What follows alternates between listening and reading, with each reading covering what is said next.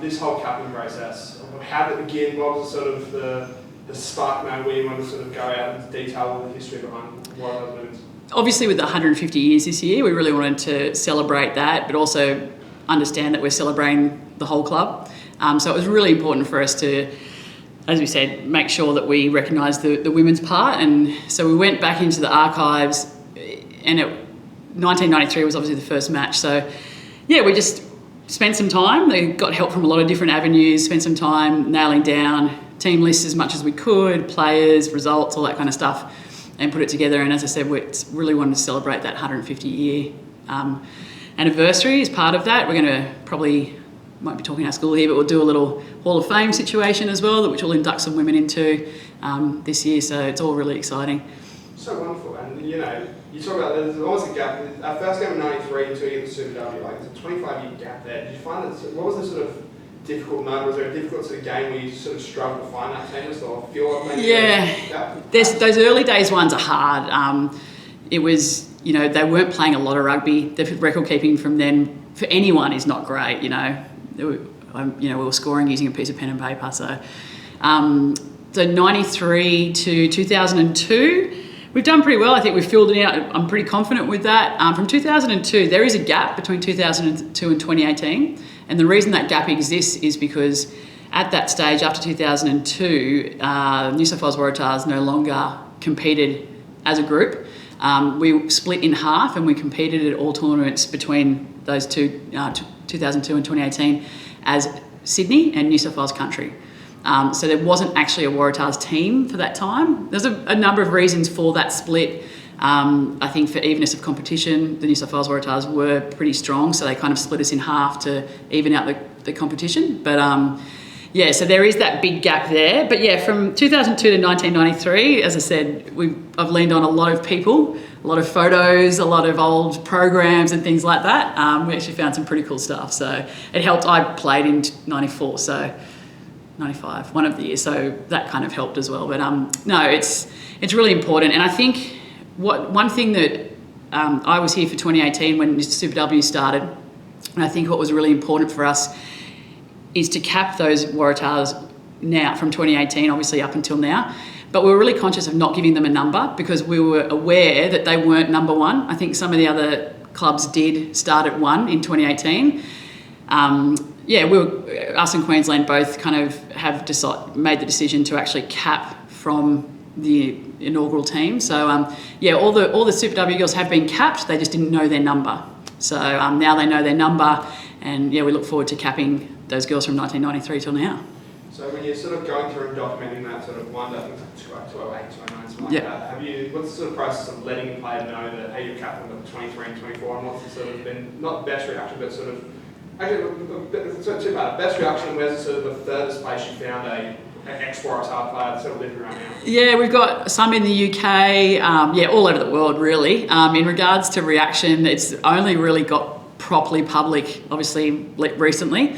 But I'm already getting some amazing messages from lots of people that I haven't kind of touched base with in a while. So it's really nice. It's a really cool step back in history for those of us. And it's actually connecting. I found there's a couple of little Facebook groups that have started up. It's connecting some girls to each other that hadn't been in touch for a while, which is really cool. And I'm really looking forward to seeing them hopefully all together when we do celebrate the capping process. When does that happen? So I'm guessing current girls will get their sort of caps over the next couple of days. When is the sort of, do you put together the rest of the group? The current girls are all capped already. So when they debuted for the Waratahs, they all got a cap, just didn't have a number on it.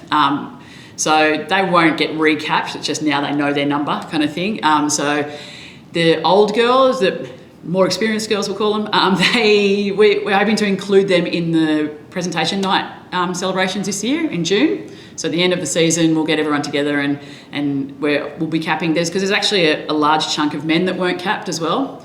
There's probably, I think, a period of about 30 years post-war up until, I think, maybe the 90s, so probably longer than that, where the men weren't capped as well. So it's a big project across the whole club.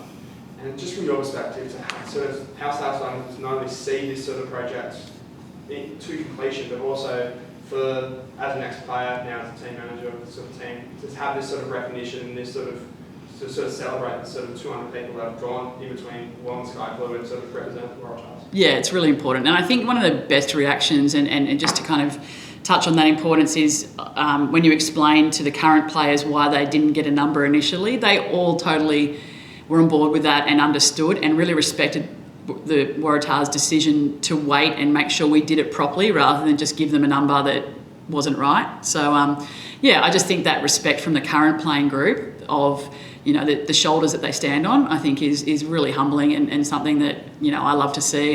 And they're definitely fully aware of the path that was paved for those women back in the day.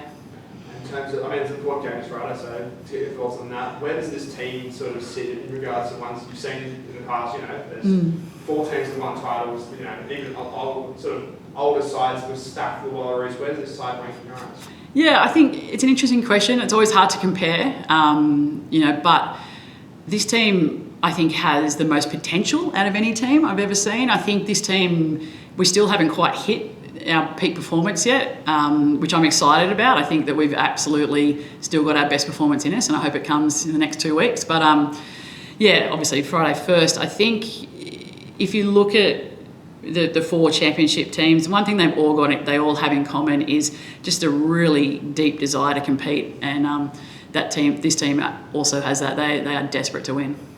So you sort of touched on it before. Can you give us more details about sort of the potential Waratahs Women's Hall of Fame, what they would look like? How many would you induct to start with? Yeah, we're gonna go with an initial 15. So we'll put 15 in. There's a few criteria around, obviously, when they retired. So it's kind of someone has to have been retired for, I think, with 5+ years, and things like that. So there's a few criteria to work through still, but we'll look at putting 15 in the initial Hall of Fame, and there's a long list, and it's actually really exciting. There's some women that for instance, Nikki Wickett, first Wallaroos captain, she'll be one of the first people on the list, an amazing player, and I'm really looking forward to getting them all in a room, as I said. And will that be at a presentation night? Will that be later? I believe that it'll all be wrapped up in that same event.